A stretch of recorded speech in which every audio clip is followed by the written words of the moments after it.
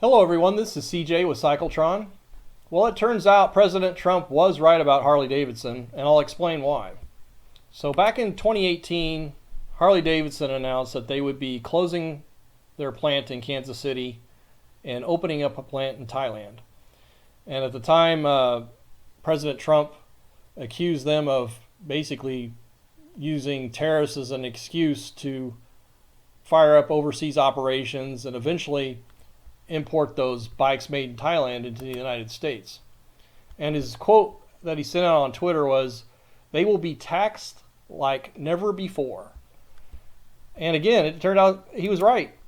Although, to be specific, what he was referring to was if they made bikes in Thailand and tried to import them into the United States, he would slap a tariff on them. But it turns out that the EU ended up slapping the tariff on Harley for any bike manufactured by Harley Davidson, no matter where it was made, even the bikes in Thailand. Harley had an agreement worked out where they thought they could make bikes in Thailand and bring them into the European Union and sell them for a 6% tariff. And the EU repealed that agreement, so here in a couple of weeks that tariff is going to go up to 56%, which is untenable. You know, I recently did a video about this whole situation. This tariff news came out a day before Harley Davidson's last quarterly earnings call, and the CEO of Harley Davidson indicated that would cost them over $200 million a year if that 56% tariff remained in place, because in essence they weren't going to be selling bikes in Europe anymore. Certainly they wouldn't be selling 40,000 motorcycles a year in Europe as they have been. Now, reaction to this news, both the EU tariff announcement and the earnings call was very positive. The Harley stock has gone up considerably since that earnings call. And you can see that jump was right after the earnings call. And that's because their earnings report was quite good. So why isn't Wall Street worried that Harley's going to lose $200 million a year if these EU tariffs remain in place? Is it because they think it's just a bargaining chip and those tariffs are going to go away? You know, the current CEO, he's been in place for a little over a year now, and the stock price has nearly doubled under his leadership. So Wall Street clearly likes what he's doing. Is it possible that the Wall Street bankers, the investment firms that own 50% of Harley Davidson stock, suspect that Harley has a bigger plan in mind, even if the tariffs remain in place? You know, back to another presidential quote, John Adams said, "Every problem is an opportunity in disguise." I personally like the Churchill quote better, "Never let a good crisis go to waste." So this ties in with a recent poll that I did on the channel. You know, would you buy a Harley Davidson or Indian motorcycle if it were made outside the United States? 2/3 said no way. The other third said they would if the quality was comparable to a bike made in the United States. Again, this dovetails very well with another poll that I did recently. If you're thinking about buying a motorcycle in the next year, which brand would it be? 2/3 selected American brands. So Harley's in a bind here because obviously they've tied their marketing and a lot of their business development to the image of an iconic American, rugged individualism, freedom, riding the open road. You know, they use a lot of red, white, and blue and stars in their marketing materials. The Harley Eagle, the American Eagle, the #1 logo with the red, white, and blue. So obviously Harley is more than just a motorcycle company. They've taken on the trappings of a true representation of a lot of American ideals. So they've benefited from that type of imagery over the years, but now they're kind of painted into a corner to some extent. So if Harley really would consider making bikes, say, in Thailand and importing them in the United States, first of all, do you think that's what they're up to?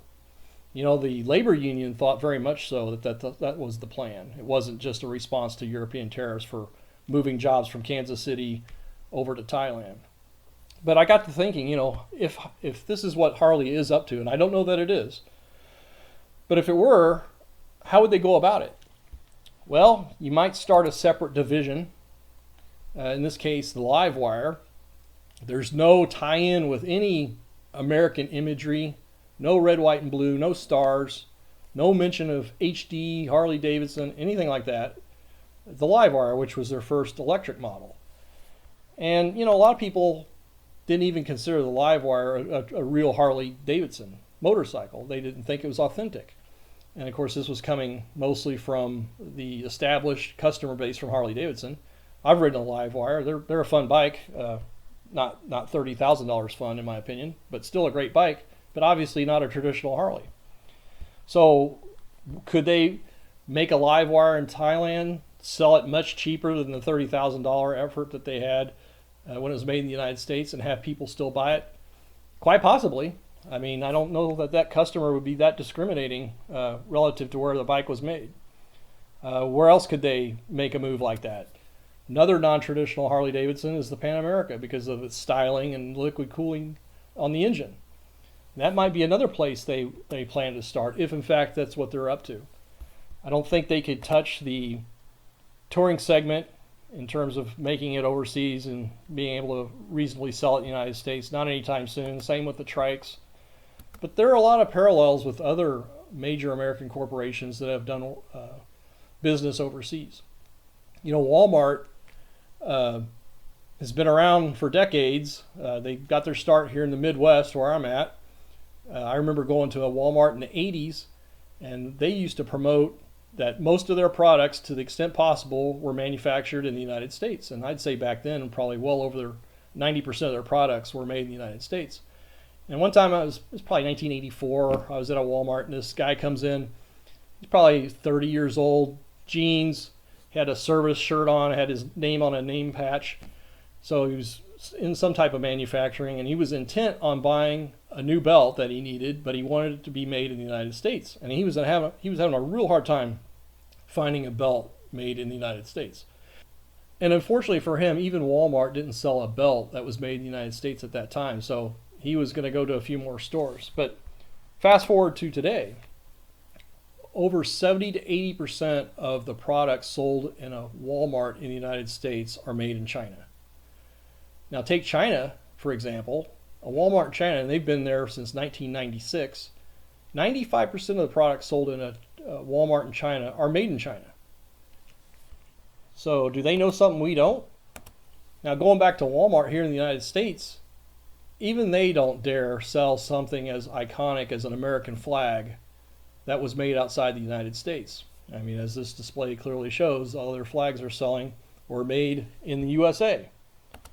So it seems like if we have a product that's more than just what the product represents, we have special feelings or rules or requirements that extend beyond what it would be if it was merely a product. But it's hard to maintain that. You look at the 4th of July fireworks, commercial displays. Over 70% of the fireworks used in those commercial displays come from China. Individual fireworks that a person may buy, over 95% of those are manufactured in China. Take another iconic American brand, Anheuser-Busch. They were purchased by a big European consortium a few years ago. Same story with Chrysler, Dodge, Jeep, and Ram. European owned again. You take Triumph motorcycles. They've been making bikes in Thailand for years. The fit and finish is fantastic on these bikes, but again, they're not made in their native countries. A few years ago, and I mentioned this in another video, I went to a Ducati dealership when I was traveling in Vietnam. This was in Saigon, and they had two X Diavel S's side by side. I think this was 2016, 2017, and those bikes sold in the US for around $25,000. They had one in the showroom that was $25,000, about what you'd expect to pay in the US, but that was made in Thailand. And then they had another X Diavel S right next to it that was $50,000, and that bike was manufactured in Italy. The difference with that Italian-made Ducati is that Vietnam imposed a 100% tariff, so it was $50,000. Now, if you had a choice between two X Diavels, one made in Thailand and one made in Italy, and they look the same, they probably rode the same fit and finish. Would you spend an extra $25,000 to have the one made in Italy? I guess let me know in the comments. Now let's take another example, and let's hope it never comes to this, because I'm all for manufacturing being done in the United States to the extent possible. I'm just pointing out that this globalization that's been going on for decades is relentless. But, you know, a bike I like a lot is the Street Bob 114. Same story. What if you had two Street Bobs next to each other, same everything, but one was $16,000 and it was made in the United States, and one next to it was $12,000 because it was made in Thailand? Because guess what? Harley can't sell bikes in Europe with a 56% tariff. They already have a factory in Thailand. They closed their factory in Kansas City. They can't necessarily make enough bikes in their remaining facilities in the United States. Something's got to give. So Harley says, you know, we don't like to do this, but in order to avoid bankruptcy, we're going to not only sell some live wires and maybe some liquid cooled bikes, but we'll sprinkle in a few cruisers, and you could save over $4,000 by buying the one made in Thailand. Would you do it? You know, the global supply chain is very insidious. I mean, you've got over 22,000 Ford F-150 pickup trucks that are parked at a racetrack in Kentucky because they're awaiting chips for final completion of the assembly. And I understand too, this really blows my mind, that used Ford pickup trucks that would have sold for maybe $5,000 a few years ago are now going for $50,000, and again, they're blaming it on the chip shortage. So, you know, again, my family all had manufacturing jobs when I grew up. I briefly entertained the idea of going into manufacturing when I graduated from high school, but I could see the writing was on the wall, that those jobs were leaving, unfortunately. You know, I've got a son who wants to be a welder when he gets out of high school. What's he going to weld? You know, I'll leave you with this final thought. During World War II, a decisive part of the Allied victory was the industrial capacity of the United States. And all the auto manufacturers switched to wartime production of armaments, including Ford. Ford built a factory at Willow Run in Michigan and cranked out thousands of B-24 Liberator bombers. It's clearly a key aspect of the Allied victory. Well, what if in 1941 Ford had outsourced all their industrial production to other countries? You know, were they going to build a factory from scratch? They're going to train factory workers from scratch? Are they going to get a bunch of service workers and try and turn them into machinists in a few months? So these are all issues that are really beyond the choices of an individual consumer, in my opinion. These are all things that are set up between not only multinational corporations, but more so with governmental policies. So just leaving you with that thought. Do you think Harley has this in mind, even reluctantly, at some point to try and make bikes overseas and eventually sell them here in the U.S.? I really would be interested in your comments, so please let me know. Thanks for watching, and please stay tuned for future videos. Thanks very much.